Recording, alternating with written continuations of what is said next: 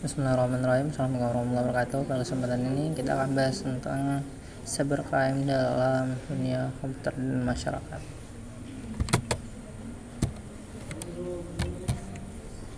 Cybercrime atau cybercloud. Kriminalitas cyber atau cybercrime adalah tindak pidana kriminal yang menggunakan pada teknologi internet atau cyberspace, yang mana fasilitas penyerang melakukan penyerangan terhadap fasilitas umum di dalam cyberspace atau kepemilikan pribadi. Secara teknis, tindak pidana tersebut dapat menjadikan offline crime, semi-online crime, dan cybercrime. Fenomena cybercrime memang harus diwaspadai karena kejahatan ini agak berbeda dengan kejahatan lain pada umumnya. Cybercrime dilakukan tanpa mengenal batas teritorial dan tidak diperbolehkan interaksi langsung antar pelaku dan korban kejahatan. Berdasarkan motifnya, cybercrime itu terbagi atas dua motif. Yang pertama ada intelektual, kedua ekonomi, politik, dan kriminal. Motif intelektual yaitu kejahatan yang dilakukan dalam dunia cyber untuk kepuasan diri pribadi dan menunjukkan bahwa dirinya telah mampu merekayasa dan mengimplementasikan di bidang teknologi informasi. Dan yang kedua ada motif ekonomi, politik, dan kriminal, yaitu kejahatan yang dilakukan untuk keuntungan pribadi atau golongan tertentu yang berdampak pada kerugian secara ekonomi dan politik pada pihak lain. Ditinjau dari ruang lingkupnya, kejahatan cyber terbagi atas 4. Yang pertama, komputer sebagai instrumen melakukan kejahatan.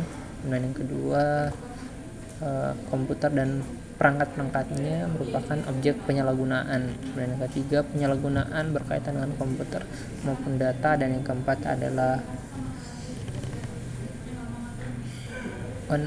unauthorized acquisitions, disclosure, or use of information and data, yang berkaitan dengan masalah penyalahgunaan hak akses dan cara-cara ilegal.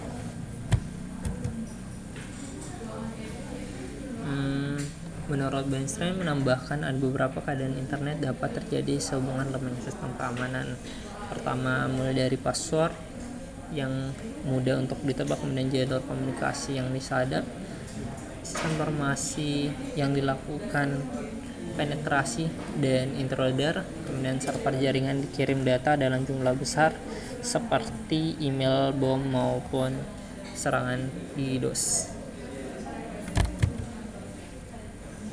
Menurut Philip Renata, ditinjau dari tipenya, cybercrime dapat dibagi menjadi beberapa. Ada UI computing, ada hacking, ada Trojan horse, ada data linkage, data diddling, to process, ada software privacy untuk membacakan hak kekayaan intelektual.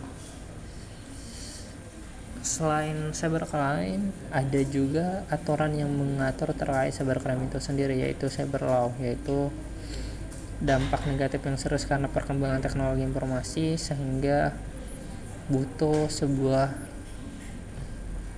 proses di mana pengendalian kejahatan bidang teknologi itu harus ditangani, dan salah satunya adalah menerapkan hukum cyber atau cyber law. Pendapat tentang cyber law, munculnya kejahatan internet awalnya banyak terjadi karena pro dan kontra penerapan hukum yang harus dilakukan. Hukum yang ada saat itu yaitu hukum tradisional yang banyak munculkan pro dan kontra dan harus menjawab pertanyaan bisa atau tidaknya sistem. Hukum tradisional mengatur mengenai aktivitas yang dilakukan internet. Adapun pro kontra yang muncul, pertama, kelompok pertama secara total menolak setiap usaha untuk membuat aturan hukum bagi aktivitas di internet. Kelompok kedua berpendapat sebaliknya, dan yang kelompok ketiga merupakan sintesis dari keduanya yang menolak maupun setuju dengan kelompok pertama dan kedua.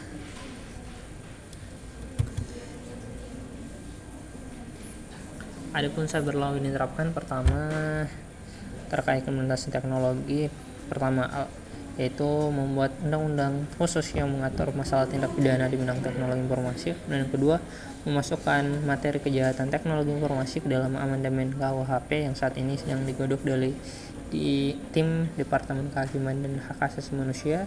Dan alternatif ketiga yaitu amandemen terhadap semua undang-undang yang diperkirakan berhubungan dengan pemanfaatan teknologi informasi.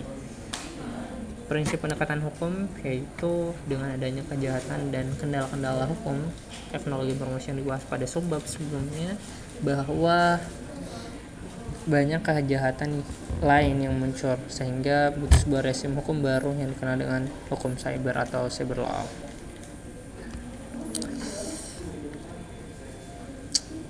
Dalam ruang siber, pelaku pelanggaran seringkali menjadi sulit dijerat karena hukum dan Indonesia belum memiliki yurisdiksi terhadap pelaku dan perbuatan hukum. Berikut adalah asas yang digunakan dalam keterkaitan law cyber. Pertama, subjektif teritorial, kemudian objektif teritorial, ada nasional, pasif nasional, protective principle, dan yang terakhir adalah universality. Asas universality ini agak menjadi condong pada pemerolehan perhatian khusus terkait penanganan hukum kasus-kasus cyber yang disebut dengan universal interest jurisdiction.